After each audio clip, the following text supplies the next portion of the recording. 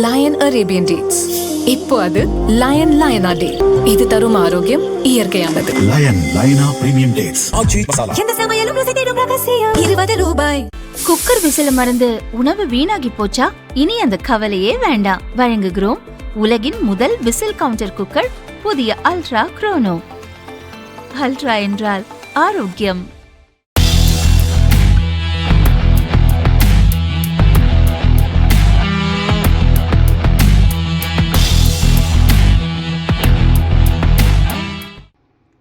நாட்டின் தொழில்துறை உற்பத்தி வளர்ச்சி ஜூன் மாதத்தில் 7.30% இருந்ததாக தேசிய புள்ளியியல் அலுவலக அறிக்கையில் தெரிவிக்கப்பட்டுள்ளது.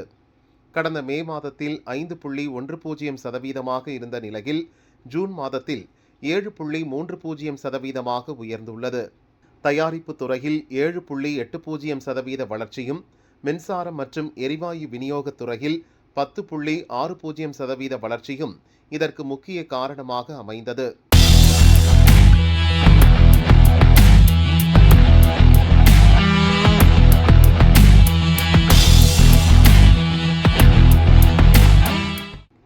அரிசி ஏற்றுமதிக்கு தடை வேண்டும். தமிழகத்தில் சராசரியாக 53.81 லட்சம் ஏக்கரில் குறுவை சம்பா என இரு போகங்களாக சாகுபடி நடக்கிறது.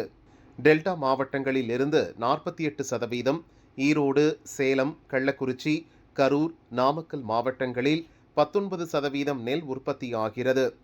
மீதமுள்ள 33% நெல் ஆந்திரா, கர்நாடகா மாநிலங்களிலிருந்து வாங்கப்படுகிறது. இந்நிலையில் கடந்த 5 ஆண்டுகளில் அரிசி ஏற்றுமதி 29,915 கோடி அதிகரித்துள்ளது. உள்நாட்டில் அரிசி விலை உயர்ந்து வருவதால் ஏற்றுமதிக்கு தடை விதிக்க வேண்டும் என வியாபாரிகள் கோரிக்கை விடுத்துள்ளனர். பருவமழை பற்றாக்குறை, வெப்ப அலை அதிகரிப்பு உள்ளிட்ட காரணங்களால் ஆந்திரா, கர்நாடகாவில் நெல் விளைச்சல் பாதிக்கப்பட்டுள்ளது.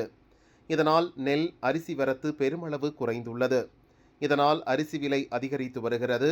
எனவே அரிசி ஏற்றுமதிக்கு அரசு தடை விதிக்க வேண்டும் என நெல் உற்பத்தியாளர்கள், அரிசி வியாபாரிகள் கோரிக்கை விடுத்துள்ளனர்.